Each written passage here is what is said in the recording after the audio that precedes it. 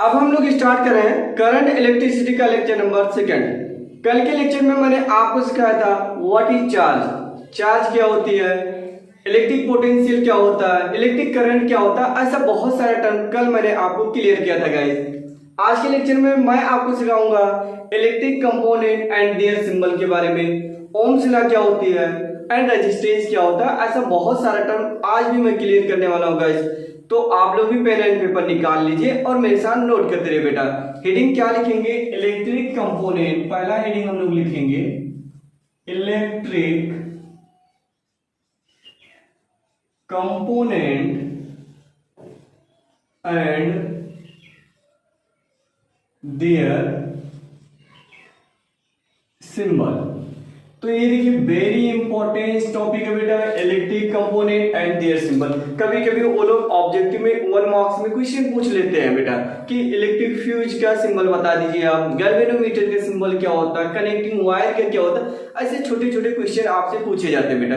लेकिन आपको एक सर्किट के लिए इन फैक्टर्स का आना भी बहुत जरूरी होता है, तो मैं आपको क्लियर कर दे रहा हूँ बेटा। ठीक है, आइए पहले हम लोग बात करते हैं सेल क्या होता है बेटा। पहले हम लोग बात कर लेंगे यहाँ पे सेल। तो यहाँ पे मैं कलर चेंज कर दे रहा हूँ सेल। तो देखिए सेल का अगर हम लोग सिंबल बात करें तो सेल का सिंबल ऐसे होता है बेटा, ये ऐसे बनाते हैं। ठीक, इसे हम लोग बोलते हैं पॉजिटिव टर्मिनल, इसे क्या बोलेंगे? Negative terminal. तो ये सेल का सिंबल हो जाता है। अब एक आता है दूसरा बैटरी बेटा, बैटरी। तो बैटरी का सिंबल, बैटरी की डिफिनेशन क्या होती है? Combination of more than one cell is called battery. यानी एक से ज्यादा सेल की कॉम्बिनेशन को जुड़ने को ही हम लोग क्या बोलेंगे? बैटरी बोलते हैं। ठीक, तो बैटरी की डिफिनेशन आसान है, एक से ज्यादा सेल जोड़ दो वही हमारा बैटरी हो जाता है। तो यहाँ पे बैटरी का सिंबल अगर हम लोग बात करें पॉजिटिव पॉजिटिव निगेटिव ऐसे जोड़ते चले जाओ, तो ये हमारा क्या बन गया बेटा? ये बैटरी का सिंबल हो गया। ठीक, थर्ड अगर हम लोग बात करें बेटा तो वायर, एक नाम बोलते हैं कनेक्टिंग वायर। क्या बोलेंगे बेटा? Connecting wire. तो कनेक्टिंग वायर सिंपल से ऐसे बना सकते हो, कनेक्टिंग वायर। तो कनेक्टिंग वायर का सिंबल ऐसे हो गया, एक सीधी लाइन की खींच दो, कनेक्टिंग वायर हो गया। अगर हम फोर्थ की बात करें बेटा तो इसे हम लोग बोल सकते हैं connecting joint wire. Connecting joint wire. तो देखिए कनेक्टिंग ज्वाइंट वायर का पहचान कैसा होगा? ये वायर है, ये वायर है, ऐसे ये ज्वाइंट हो गया, तो इसे हम लोग बोलेंगे कनेक्टिंग ज्वाइंट वायर। ठीक है, ये ज्वाइंट वायर का सिंबल हो जाएगा। ओके, ये देखिए ऐसा, यहाँ पे ऐसा बना सकते हो ज्वाइंट वायर। फोर्थ की फिफ्थ की अगर हम लोग बात करें तो फिफ्थ में हम लोग बात कर सकते हैं ओपन स्विच। ओपन स्विच, तो ओपन स्विच को हम लोग कैसे बात करेंगे? ओपन स्विच ऐसे होता है बेटा, आप ऐसे, ये किसका पहचान हो गया? ओपन स्विच, यानी हिंदी में बोलते हैं खुली परिपथ, खुला हुआ है, मतलब स्विच ऑफ है, ऐसा भी बोल सकते हो बेटा। ठीक, अगर हम बात करें 6 नंबर की तो क्लोज स्विच। क्लोज स्विच का सिंबल ऐसे होता है बेटा, यहाँ पे डॉट लगा दो, ऐसे ही क्लोज का पहचान हो जाएगा। यहाँ पे क्या लगाएंगे? डॉट, तो ये क्लोज का पहचान हो जाएगा। ठीक, एक और बोलते लोग टैपिंग वायर। तो टैपिंग क्या होता है? टैपिंग स्विच ऐसा बोल सकते हो आप लोग, TAPPING। ठीक है, टैपिंग स्विच, या की के नाम बोल सकते हो की, टैपिंग की। टैपिंग की ऐसे होता है बेटा, ये ऐसे होता है। ठीक, जैसे आप देखते होंगे MCB हो गया, ऐसे गिर जाएगा ना, तो टैपिंग वायर, इसको ऐसे कर दोगे कनेक्ट हो जाएगा, ऊपर उठ जाएगा। ठीक, तो इसको हम लोग क्या बोलेंगे? Tapping wire. ओके बेटा, यहाँ तक कि आप लोग को आई होप क्लियर हो गई होगी। अब हम लोग बात करेंगे एमीटर एंड मिली एमीटर क्या होती है। तो यहाँ पे मैं कलर फिर चेंज कर दे रहा हूँ, यहाँ पे मैं लिख दे रहा हूँ एमीटर। एमीटर, एमीटर का सिंबल ऐसे होता है बेटा, ये यहाँ ए लिख दो या माइनस और इधर क्या लिखा दो? प्लस। अगला होता है बेटा मिली एमीटर। मिली एमीटर, तो मिली एमीटर का एम में से लिखा जाएगा, इसको भी ऐसे ही दिखा दो, प्लस माइनस, ये आपका हो जाएगा मिली एमीटर। ओके, अब नेक्स्ट अगर हम लोग बात करें तो हम लोग आ जाते हैं बेटा वोल्ट मीटर पे। किस पे आ जाएंगे? वोल्ट मीटर पे। Volt meter. तो वोल्ट मीटर आप ऐसा बना सकते हो, ये प्लस माइनस वोल्ट मीटर का सिंबल हो जाएगा। गैल्वेनोमीटर की अगर हम बात करें, क्या लिख दिया बेटा, गैल्वेनोमीटर। तो गैल्वेनोमीटर को G प्लस माइनस, ये गैल्वेनोमीटर का सिंबल हो जाएगा। बल्ब की बात करें हम लोग, तो बल्ब का सिंबल ऐसे होता है बेटा, ये बल्ब का सिंबल हो जाएगा। ठीक, अगर हम बात करें फ्यूज की, तो फ्यूज का सिंबल आप देखे ही होंगे, ये फ्यूज का सिंबल है बेटा। किसका सिंबल होता है, ये फ्यूज का। तो ये अपना हो जाएगा फ्यूज का सिंबल। अब यहाँ आती है रेजिस्टेंस का सिंबल क्या होगा, तो रेजिस्टेंस भी फटाफट लिखते रहिएगा। देखिए इसमें हम लोग फटाफट लिखते जा रहे हैं, ज्यादा वक्त नहीं दे रहे। ठीक, रेजिस्टेंस का सिंबल ऐसे होता है बाबू, ये ऐसे, ये रेजिस्टेंस का सिंबल हो गया। इसी में बोला जाता है वेरिएबल रेजिस्टेंस क्या होते हैं, रियोस्टेट क्या होते हैं। तो यहाँ पे मैं लिख दे रहा हूं वेरिएबल रेजिस्टेंस। तो वेरिएबल रेजिस्टेंस का सिंबल अगर हम लोग बात करें, ऐसे होता वेरिएबल रेजिस्टेंस। रियोस्टेट क्या होता है, रियोस्टेट, तो रियोस्टेट का सिंबल ऐसे होता है बाबू, ये ऐसे और फिर ये ऐसे, रियोस्टेट। तो कितने आप फैक्टर्स के टर्म सीख लिए, 1 2 3 4 5 6 7 8 9 10 11 12 13 14 15 16। तो आपको 16 कंपोनेंट्स पता चल गए इलेक्ट्रिक के। तो इन्हीं से लेकर के एक सर्किट का निर्माण हो जाता है, एक सर्किट का मतलब एक परिपथ तैयार हो जाता है। तो इन सिंबल को आप लोग याद रखिएगा और नोट कर लीजिएगा बेटा। अब एक सिंपल सर्किट के मैं फैक्टर बता दे रहा हूँ, ये नोट कर लीजिएगा आप लोग। ठीक, तो सेल क्या होती है समझ में आ गया, बैटरी क्या होती है, ये सारे फैक्टर्स हर बच्चे को क्लियर हो गया। अब देखिए कोई भी सर्किट है, परिपथ है, उसमें कंपोनेंट्स क्या होते हैं वो समझिएगा। जैसे सपोज कि सिंपली अगर हम लोग बात करें, ये बैटरी ले लेते हैं हम लोग, एक बैटरी ले लिया, प्लस माइनस। ओके, यहाँ पे आप की लगा सकते हो, ओपन रखो या कैसा भी। यहाँ मान लीजिए आप लगा दे रहे हो, रियोस्टेट लगा दे रहे हो, फिर यहाँ पे आप ऐसे आकर के यहाँ एमीटर लगा दे रहे हो, एमीटर प्लस माइनस। फिर यहाँ पे आप रेजिस्टेंस लगा दिए, रेजिस्टेंस ऐसा बना दिए। ठीक, रेजिस्टेंस के यहाँ पे पैरेलल पे सपोज करिए आपने लगा दिया क्या चीज, वोल्ट मीटर, ऐसा प्लस माइनस, ये रेजिस्टेंस। Okay, resistance. बाकी वोल्ट मीटर ये आपका बैटरी हो गया, और ये आपका की हो गया, और ये रियोस्टेट हो गया,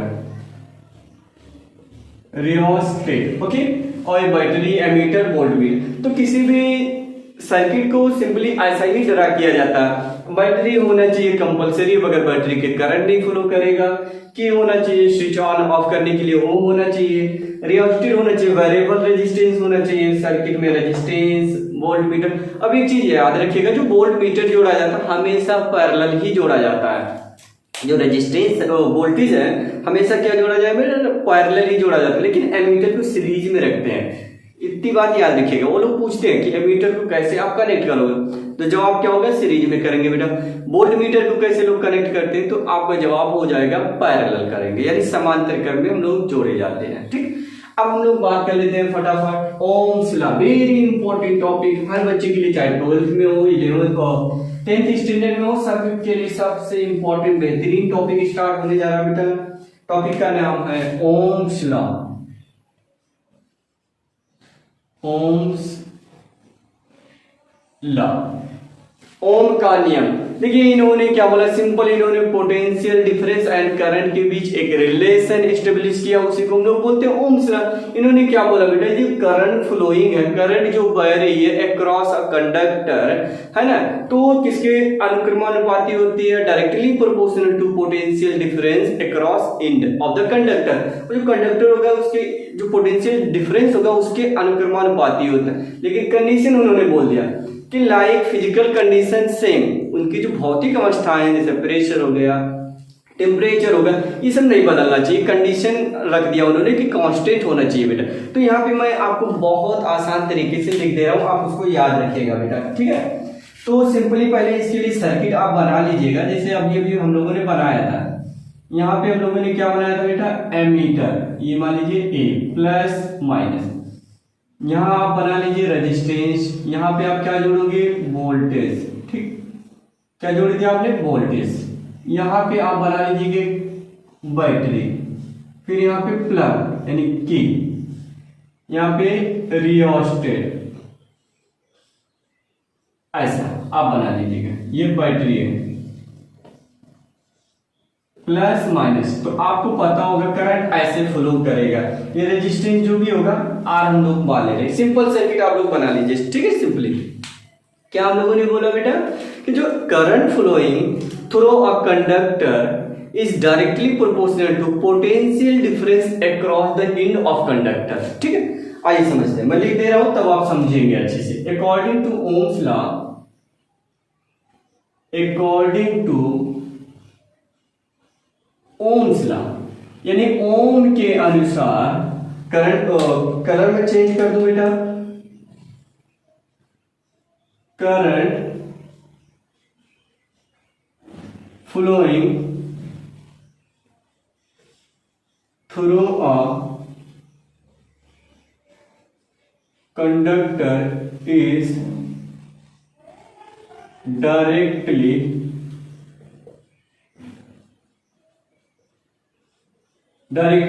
proportional to the potential difference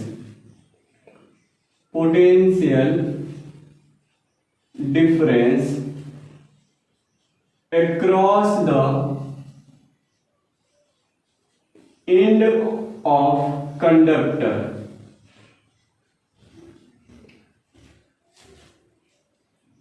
physical, यहां पे ऐसे लिख सकते हो, मैं नोटेड काम कर दे रहा हूं। फिजिकल कंडीशन लाइक मतलब जैसे, क्या बोल सकते हो बेटा, temperature, pressure, etc the same.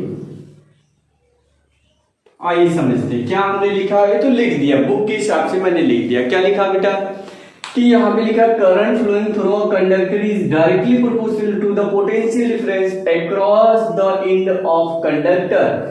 Physical condition like temperature, pressure, etc the same. तो यहाँ पे जो उनकी भौतिक अवस्थाएं हैं सेम होनी चाहिए, नियत होना चाहिए, कैसे जैसे ताप दाब ये सब क्या होना चाहिए, नियत होना चाहिए। तब उन्होंने एक प्रिंसिपल, एक लॉ दिया बेटा, क्या बोला कि जो करंट है डायरेक्टली प्रोपोर्शनल टू क्या होती है, पोटेंशियल डिफरेंस की। यानी सिंबल से आप समझने की कोशिश करिएगा। मैथमेटिकली अगर हम लोग बात करें तो इन्होंने बोला कि जो आई है डायरेक्टली प्रोपोर्शनल क्या होगा बेटा, पोटेंशियल की, या और हम इसको ये भी तो लिख सकते हैं delta B is directly proportional to आई।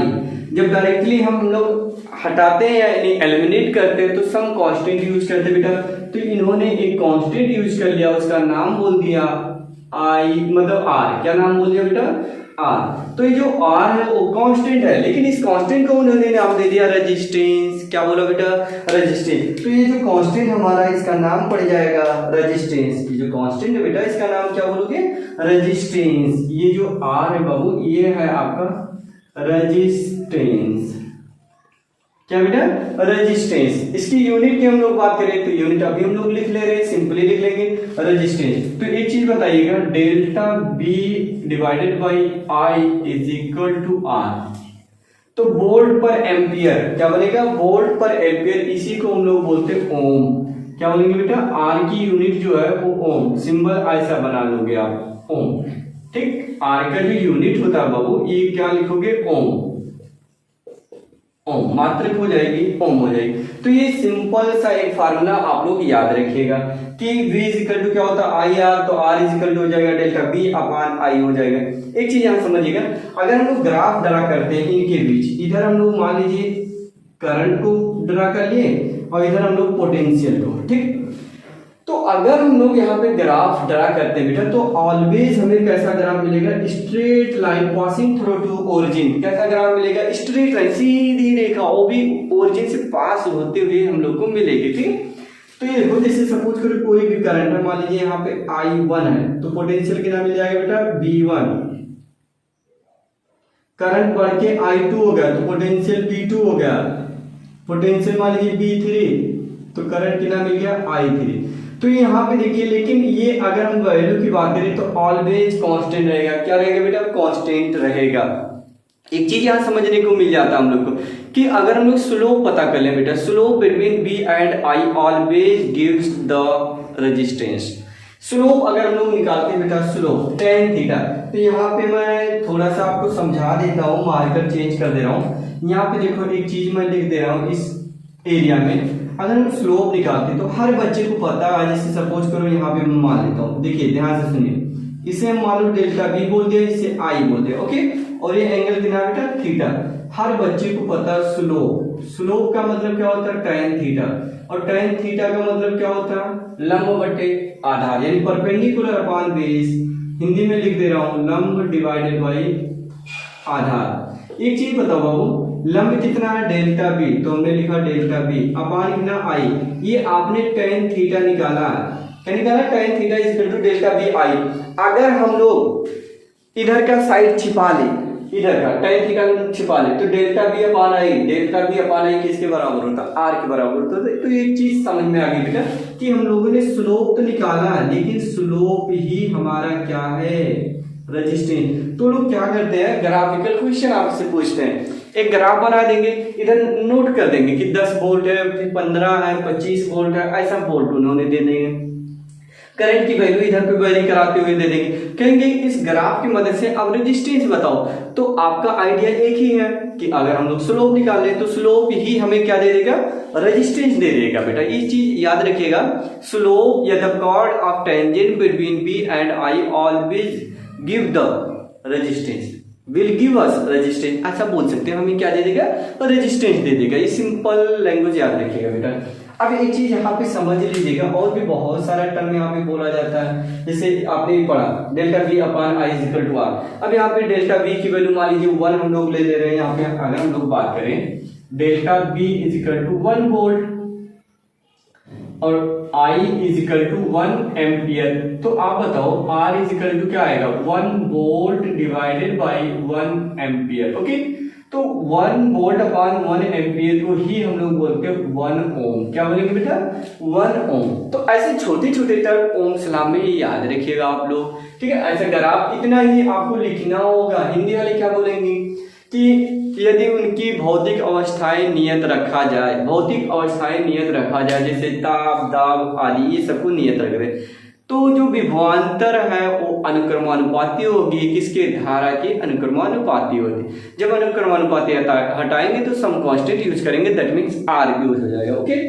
अब देखो यहाँ पे हम लिखते हैं बेटा कि रजिस्टर, यहाँ पे एक हेडिंग मेरे साथ लिख लीजिएगा, कुछ ऐसे फैक्टर्स होते हैं जो रेजिस्टेंस को प्रभावित करते हैं, यानी वो फैक्टर बदलने से रेजिस्टेंस बदल जाता है। क्या है वो? आइए आप समझिए, पूछे जाते हो लोग, ठीक है। तो हेडिंग हम लोग के साथ लिख लीजिएगा बेटा, factors on which resistance depends. लिख दिया ऐसे, factors on which resistance depends. कुछ ऐसे फैक्टर है जिन पे रेजिस्टेंस निर्भर करती है। क्या है? आइए समझिएगा मेरे साथ, ठीक। पहला फैक्टर आप लिख लीजिएगा बेटा कि resistance is depends on length. Length बदलने से रेजिस्टेंस बदल जाता है, लेकिन कैसा रिलेशन है आई डोंट नो, कुछ नहीं पता, मैं आपको बताता हूँ। क्या? Resistance is directly proportional to length of the conductor. जो वायर होगा उसके लेंथ के क्या होगा? अनुक्रमानुपाती होगा। दैट मीन लेंथ बढ़ेगा रेजिस्टेंस बढ़ेगा, लेंथ घटेगा तो रेजिस्टेंस घट जाएगा, ओके। First equation. सेकेंड, अगर हम लोग बात करें, ये R inversely proportional to area. किसके बेटा? एरिया। अगर एरिया बढ़ेगा तो रेजिस्टेंस घट जाएगा, एरिया घटेगा तो रेजिस्टेंस बढ़ जाएगा।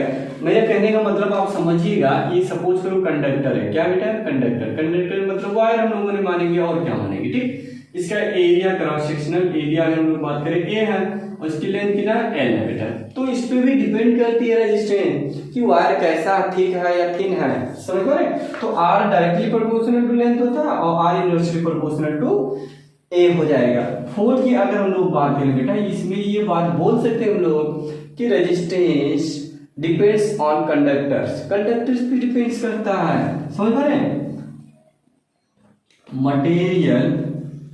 मटेरियल ऑफ कंडक्टर, इस पे भी निर्भर करता बाबू, मटेरियल ऑफ कंडक्टर पे भी रेजिस्टेंस आपका निर्भर करता है। जैसे अगर हम इन सबको कंबाइन कर ले बेटा तो आपको पता होगा R directly proportional to L divided by A. तो जब डायरेक्टली हटाएंगे तो एक सिंबल रो आ जाता है, रो डिवाइडेड बाई एल। तो रो इज इक्वल टू क्या बनेगा बेटा, R A divided by L. तो देखो इसके रो पे डिपेंड करती है रेजिस्टेंस जो है, यहाँ पे देखो मटेरियल पे भी डिपेंड करता है ऑफ द कंडक्टर्स, ये देखो रो, ठीक। तो रो इज इक्वल टू क्या हो जाएगा बेटा, R A divided by L. Rho की यूनिट की बात करें तो क्या बनेगा, देखो आप समझिएगा ओम, आर का मात्रा क्या होता है ओम, एरिया में मीटर स्क्वायर अपॉन मीटर, एक मीटर मीटर कट जाएगा तो आर का यूनिट आ जाएगा बेटा ओम मीटर। याद रखिएगा ओम, ये पूछे भी जाते हैं यूनिट कि रेजिस्टिविटी का यूनिट क्या होता है। तो इससे हम लोग बोल सकते हैं रेजिस्टिविटी, प्रतिरोधकता, क्या बोलते हैं हिंदी में, प्रतिरोधकता बोलेंगे बेटा, ये चीज याद रखिएगा आप लोग। अब एक फैक्टर और हम लोग बात कर ले रहे हैं यहाँ पे कि जो रजिस्टर है बेटा टेम्परेचर पे भी डिपेंड करता है। फोर्थ अगर हम लोग लिखें, depends on temperature, depends on temperature. अब आपको यहाँ पे तो नहीं समझ में आ रहा होगा यार, टेम्परेचर यहाँ पे तो आ नहीं रहा, फार्मूला कैसे डिपेंड करेगा, मैं आपको बताता हूँ। एक फार्मूला जब 12th में हम लोग पहुंचेंगे तो आपको पढ़ाया जाएगा बेटा, ml upon N E square A into tau, R is equal to ml upon N E square A into tau, ठीक है। अब टाउ क्या होता है, रिलैक्सेशन टाइम होता है, टाउ इज इक्वल टू क्या होता है बेटा, रिलैक्सेशन टाइम, यानी tau is equal to T by N लिख सकते हैं। एन नंबर ऑफ कोलिजन है, जैसे सपोज एक कंडक्टर है, ठीक, कंडक्टर में एक इलेक्ट्रॉन ये टक्कर मारा, ये टक्कर मारा, ये ऐसे ऐसे टक्कर मारा, ओके, ऐसे ऐसे ही टक्कर मारा, ठीक। अब बताओ एक सेकेंड में, सपोज करिए एक सेकेंड में कितना टक्कर मारा इसने, 4 टक्कर मारा। अगर हम इसका टेम्परेचर बढ़ा देंगे, टेम्परेचर बढ़ा देंगे तो नंबर ऑफ कोलिजन बढ़ जाएगा, समझ में। सेम टाइम में जैसे एक सेकंड में हम बात करें 4 टक्कर मारा था, तो अगर हम टेम्परेचर बढ़ा दे रहे हैं तो एक सेकंड में आप देखो टक्कर की संख्या बढ़ जाएगी बेटा। तो ये देखो जैसे एक सेकंड में 4 मारा तो हो सकता है एक सेकंड में अब 8 टक्कर मारे, फटाफट ये टक्कर मारा, ठीक। तो यहाँ पे जब टक्करों की संख्या ये नीचे वाला बढ़ेगा तो ये चीज घट जाएगा, अगर ये चीज घटेगा, ये चीज घटेगा तो ये चीज बढ़ेगा। मतलब टेम्परेचर बढ़ाने से रेजिस्टेंस बढ़ जाती है। लेकिन कुछ ऐसे मटेरियल होते हैं जिसको ना के बराबर फर्क पड़ता है, समझ पा रहे हैं। लेकिन सिंपल याद रखो, टेम्परेचर बढ़ने से प्रतिरोध पे फर्क पड़ेगा, यानी बढ़ जाती है, ठीक है, सिंपल, ठीक। टेम्परेचर घटेगा, टेम्परेचर लो करोगे तो 4 के बजाय 3 ही मारेगा टक्कर, ये घटेगा, मतलब ये घटेगा, ये बढ़ेगा, ये बढ़ेगा तो ये घट जाएगा। सिंपल से लैंग्वेज याद रखें। अब बेटा हम आपको 2-3 क्वेश्चन करा दे रहे हैं, इतना याद रखिएगा। ओम्स लॉ क्या होते हैं, सर्किट मैंने आप आज के लेक्चर में सीखा, और ये factor on which resistance depends, ये डिपेंड्स करते हैं। तो यहाँ पे एक फार्मूला याद रखिएगा, जो स्टैंडर्ड फार्मूला बेटा R is equal to rho L divided by A, ये फार्मूला याद रखिएगा। इस पे कल की डेट में हम बहुत सारे क्वेश्चन करेंगे, न्यूमेरिकल्स करेंगे। 10th का पूरा वीडियो मैं आपको प्रोवाइड कर दूंगा बेटा विद इन 15 दिन के अंदर। लाइट का भी दे देंगे, इलेक्ट्रिक का पूरा 1-to-1 विद क्वेश्चन आपको मैं वीडियो प्रोवाइड कर दूंगा बेटा। फिर मैग्नेट आ जाएगा, मैग्नेट की पूरी थ्योरी मैं आपको डिटेल्स में समझा दूंगा बेटा, ठीक है, वीडियो के थ्रू। तो आप अपनी प्रैक्टिस प्रिपरेशन अच्छे से करिएगा, ठीक है। आगे देखिएगा और भी जो जरूरत पड़ेगा, जैसे मैथ्स की जरूरत पड़ेगी तो आप लोग जरूर मेंशन करते रहिएगा कि मैथ का भी आपको टॉपिक मिल जाएगी बेटा। चलिए पहला क्वेश्चन मेरे सामने लिखिएगा, मैं बुक ले करके रखा हूं। चलिए पहला क्वेश्चन लिखिएगा बेटा, calculate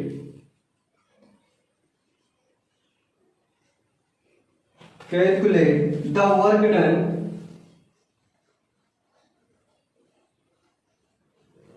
in moving a charge of 2 coulomb through a potential difference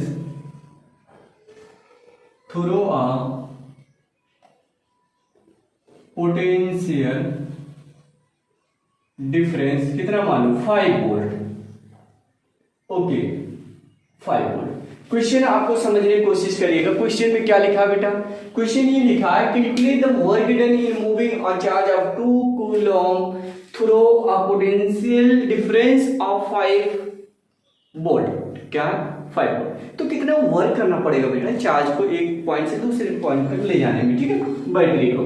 तो यहाँ पे सिंपल समझिएगा, मैं कल को आपको एक फार्मूला सिखाया था कि डेल्टा वी यानी वी इक्वल टू क्या होता है बेटा डब्ल्यू अपॉन क्यू होता है। सिर्फ फार्मूला याद रखिएगा। मैं यहाँ पे फार्मूला दोबारा लिख दे रहा हूँ। कौन कौन सा फार्मूला आपको याद रखना है बेटा आज के लेक्चर में? ये फार्मूला ये याद रखना है, Q इज इक्वल टू क्या होता है NE, ये याद रखना है।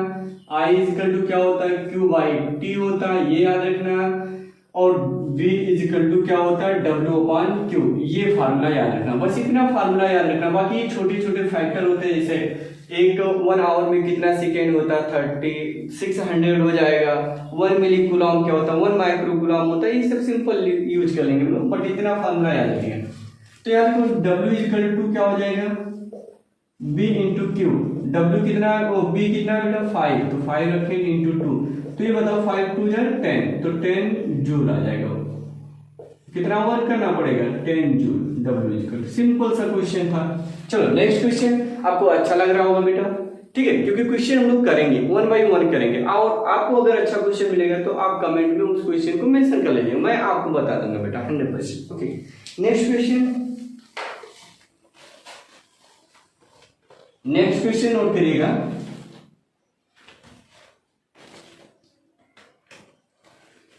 How many electrons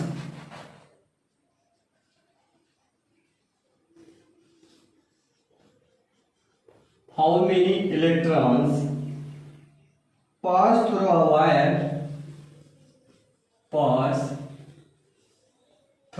a wire in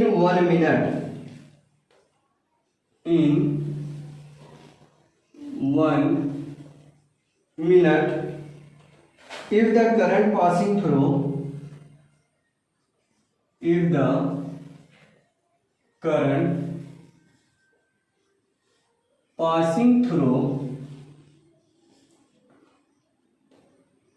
the wire is 200 milliampere. 200 milliampere. बस इतना ही क्वेश्चन बेटा, ठीक है, समझिएगा। मैं आपको बहुत सारे कॉन्सेप्ट आपको प्रोवाइड कर देता हूँ बेटा, ताकि आपको प्रॉब्लम ना हो। देखो how many number of electrons यानी n की वैल्यू आपसे पूछी जा रही है, ठीक है। तो हमें एक फार्मूला भी सिखाया गया बेटा कि I इज इक्वल टू क्या होता है Q डिवाइडेड बाई T। तो Q की जगह हम लोग लिख सकते हैं NE डिवाइडेड बाई T लिख सकते हैं, सिंपल से, ठीक। I कितना बेटा क्वेश्चन में दिया है कितना 200 मिली एम्पियर। तो 200 मिली मतलब होता है 10 की पावर -3 एम्पियर हो जाएगा, ठीक। n पूछा जा रहा है, E की वैल्यू कितना होता है 1.6 इंटू 10 की power -19।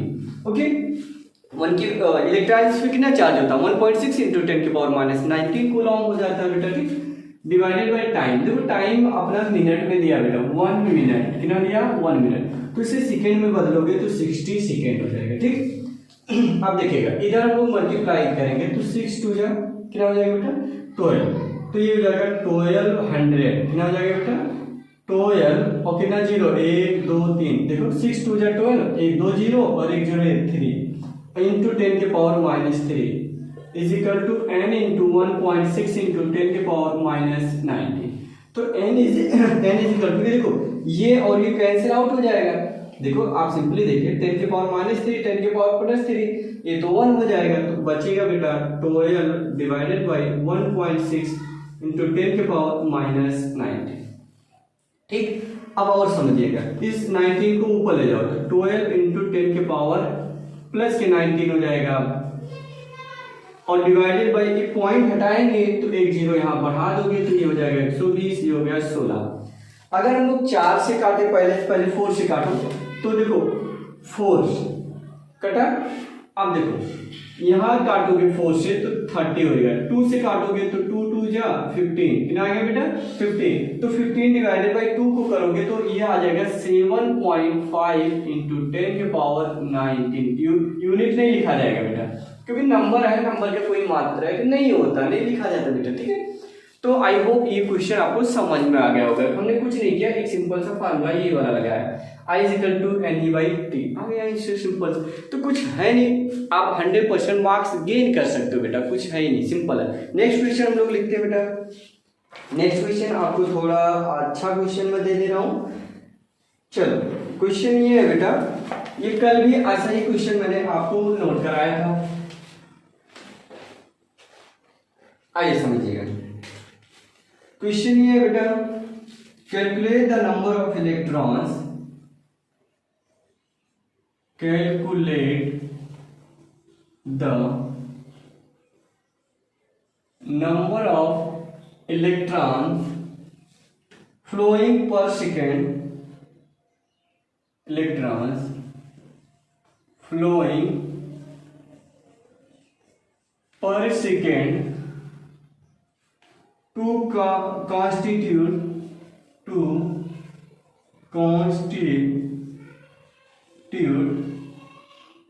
a current of 1 ampere. चलो देखते हैं इसमें क्या क्वेश्चन पूछा गया बेटा। Calculate the number of electrons पर सेकेंड, यानी N/T पूछा गया। क्या पूछा गया बेटा N/T। तो एक ही तो फार्मूला यार, क्या है I = हम लोग को पढ़ाया गया NE/T। N/T पूछा, नंबर ऑफ इलेक्ट्रॉन पर सेकेंड रहने दो, तो क्या बचेगा I/E। यही बचा। I की वैल्यू कितना है 1 एम्पियर, ये देखो I की वैल्यू 1 एम्पियर अपॉन 1.6 इंटू 10 की पावर -19। तो ये देखो पॉइंट हटाएंगे 10 हो जाएगा, इसको ऊपर ले जाओ, यानी मान लो 100 डिवाइडेड बाई 16 इंटू 10 की पावर 18 कर सकता हूँ ना। ये देखो पॉइंट हटाया 10 हो गया, ये 19 हो गया, एक जीरो इसमें ले लिया, 100 बटे 16, 16 85, 16 छक्का 96, 40 हो गया, फिर 16 दूना 32, 8 बचा, 16 पंचे 80 इंटू 10 की पावर 18। ये कितना आसान निकला। ऐसा क्वेश्चन कल मैंने कराया था, इसलिए मैंने आपको टाइम है। तो गाइस चलिए मिलते हैं नेक्स्ट वीडियो में। कल की वीडियो में मैं आपको सिखाऊंगा series combination and parallel combination of resistance को सीरीज एंड पैरेलल में कैसे जोड़ा जाता है, और कुछ बेहतरीन अलग से मैं कॉन्सेप्ट आपको प्रोवाइड करूंगा गाइस। तो कल की वीडियो में जरूर आप उसका नोटिफिकेशन पाइएगा। कब पाओगे? जब आप वीडियो को सब्सक्राइब करके बेल आइकन को प्रेस किए रहोगे तो मिलेगा। तो चलिए मिलते हैं नेक्स्ट वीडियो में। Bye bye, best of.